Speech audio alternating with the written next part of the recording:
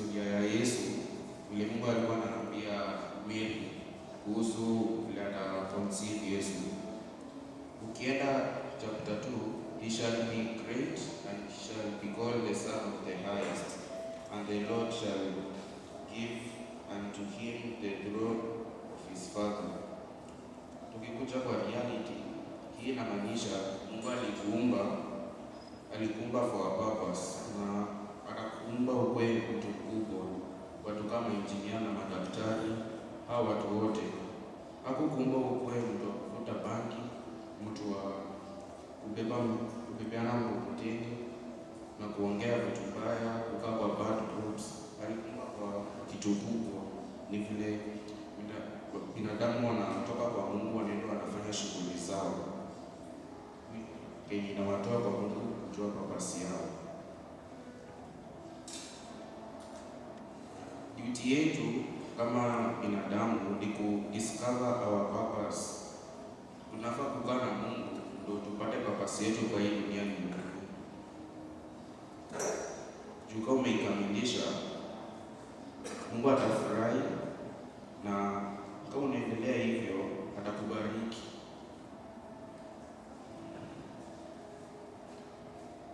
We will work hard to achieve our purpose. Tunafaa kutia bidii kwa hii maisha yetu ndio tu achieve our purpose. Na lazima tuwe na challenges zenye inatuzuia. Si kusema tika challenges imekuja ugive up. Kuna Mungu anaweza kitu, anaweza kukutoa kwa hiyo challenges kama unamwamini, na utaweza kukamilisha purpose yako. Every step you take, it makes your destiny. Kila step unachukua ina make destiny yako. Si ati unavuka steps unataka kufika kwa ile uko na tamaa ya kukua. Sema unataka kuwa tajiri, ufai kuvuka steps. Tembea kwa hizo steps ili ufike pale unataka kufika. Uache tu haraka. Mungu amesema hivyo.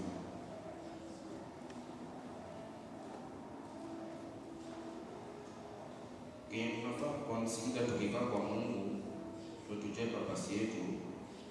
We should guide ourselves by prayers. Tunafaa kuomba kila wakati ndio Mungu atuwezeshe kujua purpose yetu, na aweze kutusaidia overcome challenges yenye tuna face.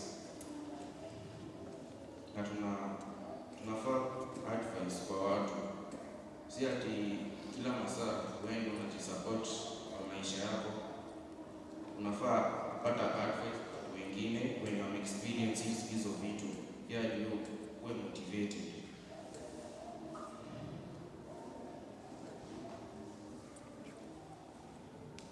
Do what is right at its season. Kama season yako imefika, ufanye kenye inafaa kufanyika. Kama sasa hii ni season yetu watoto ni kusoma, na ufai kuanza kuoa. Mambo ya kuoa ni kauko mkubwa na iko na season yake, na it will be beautiful kama imefika hiyo season.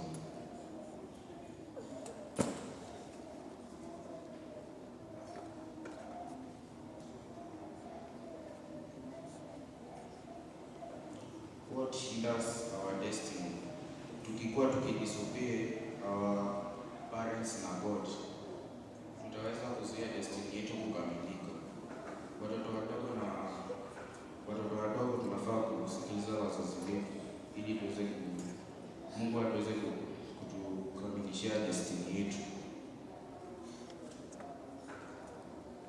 Hii inatoka kwa kitabu ya 1 Samuel chapter 15 verse 22.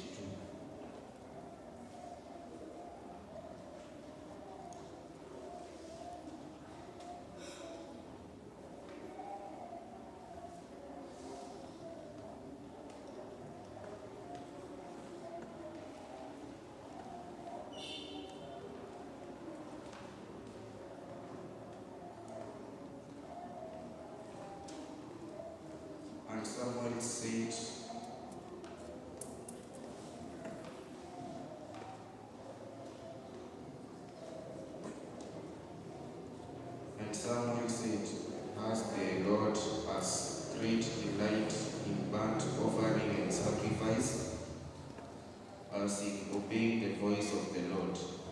Obeying, behold, to obey is better than sacrifice, and to hearken than the fats of the rams.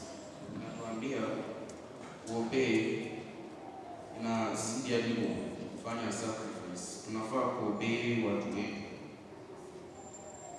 lakini si kusema sacrifice ni mbaya, but Mungu anasema obedience is better than sacrifice.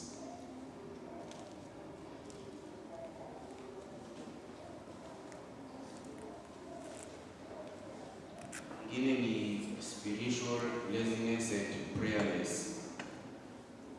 Ukikuwa kiroho uko lazy, hivyo ndo watu wengi wako lazy kiroho. Kuna kitu ndani nawaambia, wewe enda ujipambe kwa maisha. Na ukikuwa prayerless ni kama auombi, uko hapo tu unasema mimi naweza kujisaidia bila Mungu. Kukosa kuomba ndo Mungu destiny yako itakamilika. Ukiomba ndo unainform Mungu mashida yako na atakusaidia.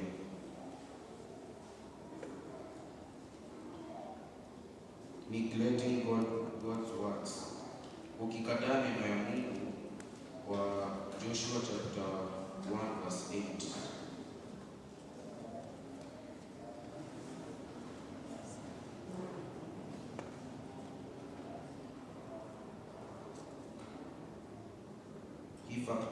The factors that hinders our destiny, neglecting God's words.